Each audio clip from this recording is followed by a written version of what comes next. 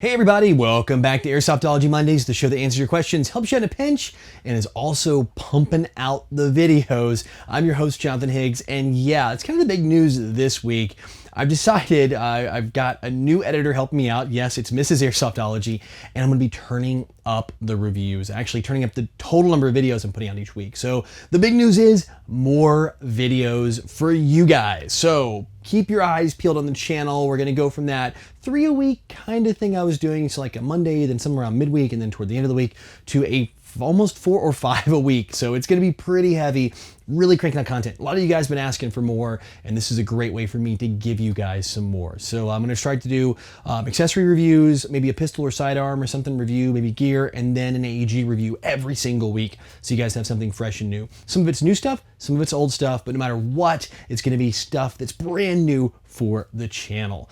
Also, don't forget too, last week you guys heard my call and I'm almost sold out of Airsoftology patches. So if you've been holding out for patches on the Airsoftology store, they are almost gone of the classic logo. I've got some new ones coming in with the new logo. They'll be in a few weeks, but so we have a little gap here. But if you guys have been waiting, now's your time to jump on before those things are gone. But enough of me hawking my wares and all that stuff. It's time to dive on into what you're really here for, and that is the Palco mail call. Joel Cervantes writes, I'm an airsoft noob and have 2 questions. Question number 1 is, what does CQB mean? Question number 2, what does milsim mean? Those are actually 2 great questions. A lot of times, I'm totally guilty of this, of just assuming everyone out there knows what CQB and milsim and FPG and all these acronyms, right? These crazy acronyms in this industry. And I always forget that there's so many people and players out there that haven't been doing this very long and just honest to goodness don't know because, let's face it, there's a ton of these crazy things out there. So to answer your question, first off, CQB stands for close quarters battle. And that is also, you'll see sometimes mount in the same facility, like military operations, urban terrain is sometimes interchangeable. So CQB really means I'm playing airsoft in these really tight quarters where it's going to be some up close shooting. Typically, you're going to find indoors or you're going to find outdoors with like tight buildings in there to make it happen. Milsim stands for military simulation. It really came from way back in the day. I think the first use of it in America is with John Liu's events, like around the Lion Claws events, and it kind of bubbled up from there. So what it means is you're going to a big event where you're going to simulate some military operations. So you're going to probably be in a squad organization up to platoons. You're going to have a leadership, so a squad leader, platoon leader. You're going to get orders. You're going to have objectives to go take care of. It's going to be a little more like the military, very light like the military. I never served, but I have a ton of friends that served, and trust me, milsim is not like the real thing, but it gives you a taste of a little more structure. That's why it's called military simulation, not military realism. So yeah, those are 2 great acronyms. And what I'm gonna try every week is to maybe try to get back and add some more of these acronyms in and answer some vocabulary for you guys just to help you out. Big Bear 805 SG writes, short time viewer, my question is, what do outdoor fields do about wildlife like snakes, bear, rhino, and vegetation like poison ivy? Okay, so I've never seen a rhinoceros on an airsoft field, at least here in North America, but I have seen some other crazy animals, including a rabid skunk. This is actually a true story from my field back in my home city, Nashville, Tennessee, Bad Karma Airsoft, home of Noob Day.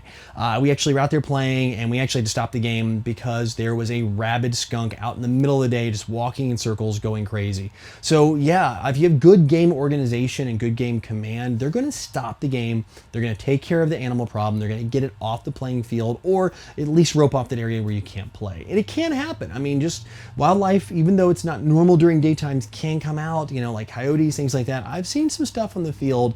I've even had like neighbors' dogs wander in. So, all those cases, you are going to stop. Now, poison ivy vegetation like that, it is really on you. Make sure you know the plants in your area that are poisonous. If you live in an area like the Southeast or the middle of the US, like the Midwest that has poison ivy, if you get out here to the West in the desert where I'm traveling right now, you could deal with things with lots of thorns and issues like that. Just be wary of those and just kind of steer clear. But yeah, it's kind of a combination of just being aware of it, and if there is a problem, bring it to the game controls and or the field owners' attention, and they will take care of it for you. Capitious Gaming writes, hey Jonathan, I shoot my airsoft guns in the backyard occasionally and use bio BBs. I've noticed that over time that they don't seem to break down at all. The area I live in rains a lot. I thought that the water would break it down a little faster. So this is the gotcha when it comes to bio BBs. Biodegradable isn't biodegradable. Biodegradable is actually compostable, all right? So now this is like the trick. Bio BBs do break down faster than the plastic cousins of theirs, so like the non-bio BBs. But we're talking about a long period of time. We're not talking about a few months, a few years. We're talking about years and decades of time for that to compost and go away. And when I mean by compostable versus biodegradable, they're designed to break down under pressure and heat, so in a landfill setting. So for it to happen in your backyard, just sitting around, I mean, you might come back in 30 years and you'll see some progress on that. But don't expect progress in 2, 3, or even 5 years on those. That's not what they're going to be.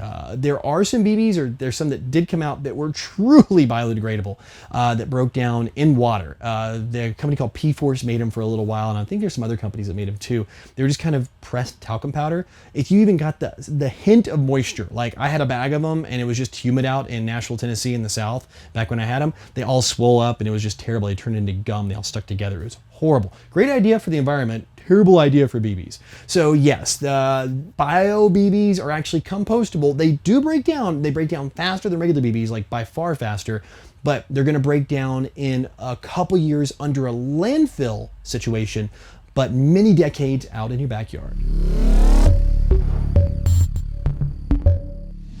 Well, guys, that's it for questions this week, which means it's time for the Code Red Headsets video recommendation of the week. And this one is my new guilty pleasure on YouTube. And I'm sure some of you guys who follow gaming channels, you might know who I'm going to talk about. It's Stone Mountain 64. This guy is hilarious, specifically his YOLO series. So the whole concept behind the YOLO series is you only live once. It's a literal representation of the slang term of YOLO, where he follows one life throughout a game. It started in Battlefield, and now he's doing it for The Division, which is what I've got here for you guys. It's 15 minutes long. It's incredibly entertaining. It is so entertaining. My wife hates video games. I just despise it. Mrs. Airsoftology just doesn't like video games at all. She will watch one of these videos end to end because they're this funny. He actually kind of plays, takes it to 11 with the military terminology and all this, but you just gotta watch it. It's too good, it's too entertaining. So check it out. If you guys haven't watched it before, you don't subscribe over there, check out Stone Mountain 64, specifically YOLO on The Division. Well guys, that's it for this week. And as always, thank you so much for asking some amazing questions down there in the comment section and being such a crazy cool community down there. You guys don't fight or argue anything. You really do help each other out. And that's why I love about Airsoftology Mondays and love about you guys out there, because I can't answer every question. I get so many fantastic ones, but you guys really come in and help each other out down there, which is so awesome. Don't forget, if you want to get your question answered, it's simple. Like I said, down in the comment section below, put it and vote it up. That was very Yoda-esque, actually, the way I did it. Comment down there, you will. But yeah, just put it down there, vote up your favorites, and I'll try to get them on the next show. And be persistent. I see so many great ones. I may not be able to get them this show, but I might be able to get them on the next one. Don't forget, patch is almost sold out, and I'll see you next week. But until then, go out, play some airsoft, have some fun. But no matter what you do, call your freaking hits.